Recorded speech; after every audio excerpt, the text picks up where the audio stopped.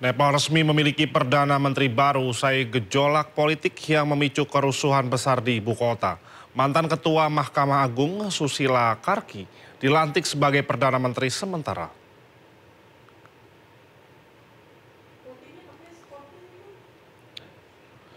Susila Karki dilantik sebagai Perdana Menteri sementara pada Jumat waktu setempat. Penunjukan Karki dilakukan oleh ribuan aktivis menggunakan aplikasi.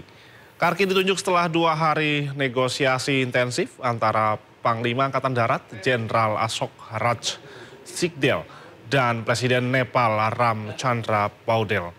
Negosiasi juga dilakukan bersama dengan perwakilan aktivis muda alias Gen Z yang telah membawa nama Karki atas kesepakatan bersama di aplikasi. Dengan dilantiknya Karki, Nepal resmi memiliki pemimpin perempuan pertama pasca demonstrasi besar yang berujung kerusuhan tersebut.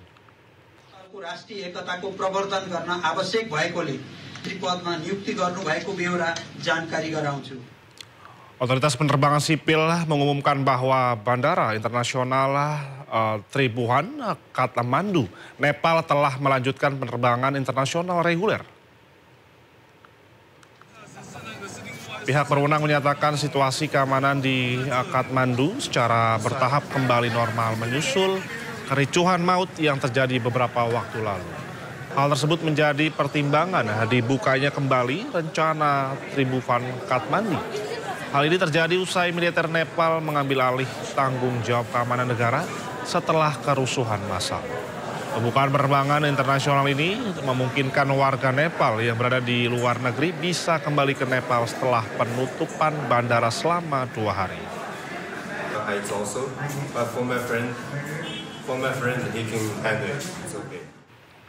Ya pemirsa, Indonesia berhasil pulangkan warga negara Indonesia dari Nepal secara bertahap. Dari 78 WNI di Nepal, sejauh ini sudah 57 WNI tiba di tanah air.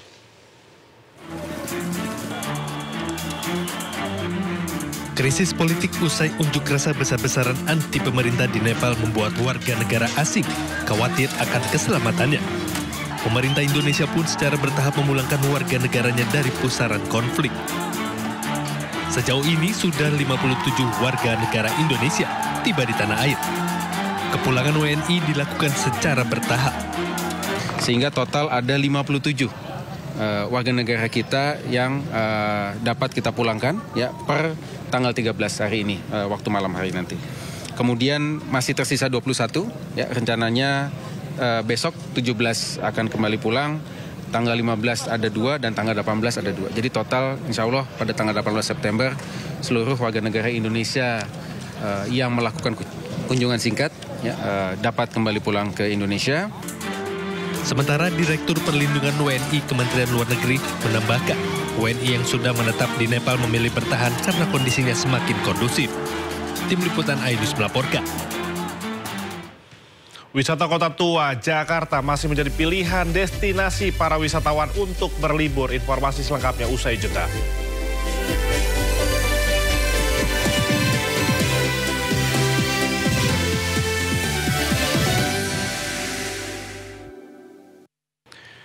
Informasi mancanegara, pemirsa, sebuah cahaya melesat di langit malam Masjid Nabawi Madinah dan menjadi perhatian warga. Kemunculan cahaya disertai dentuman keras diduga rudal. Kemunculan cahaya dekat Masjid Nabawi membuat sejumlah masjid yang akan sholat subuh terkejut. Para jemaah merekam momen dengan kamera ponsel mereka. Meski belum ada keterangan resmi, spekulasi pun bermunculan. Sejumlah warganet menduga rudal diluncurkan dari Yaman dengan target Israel, namun melintas di wilayah Arab Saudi.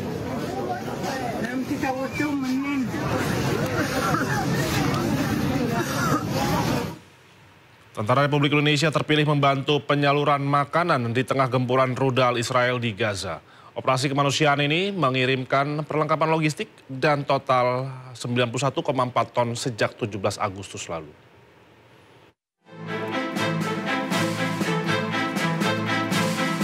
Satuan tugas bernama Garuda Merah Putih 2 yang diperkuat 88 personel terdiri dari kru penerbang dan pendukung teknis mengirimkan bantuan logistik ke wilayah Gaza. 3 pesawat Hercules disediakan menyalurkan puluhan ton bantuan. Tepatnya sejak 17 Agustus 2025 hingga 9 September 2025, sebanyak 91,4 ton atau sekitar 520 bundel sudah dilepaskan ke wilayah Gaza.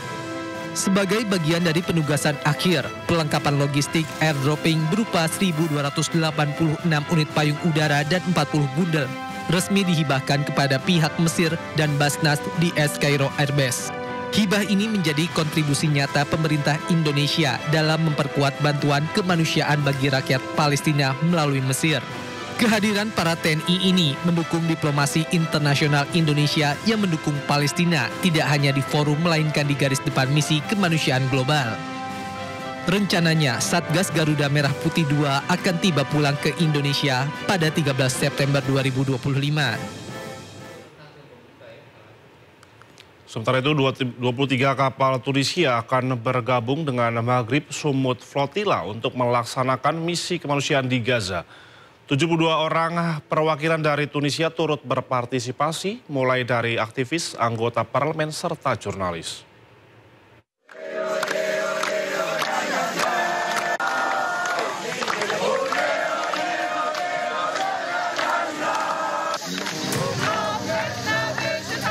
Sejumlah kapal berangkat dari pelabuhan Sidi Bou Said di Tunis pada hari Jumat malam waktu setempat untuk menuju Bizerte, di mana mereka akan bergabung dengan armada Maghrib Sumut dan melaksanakan misi kemanusiaan di Gaza.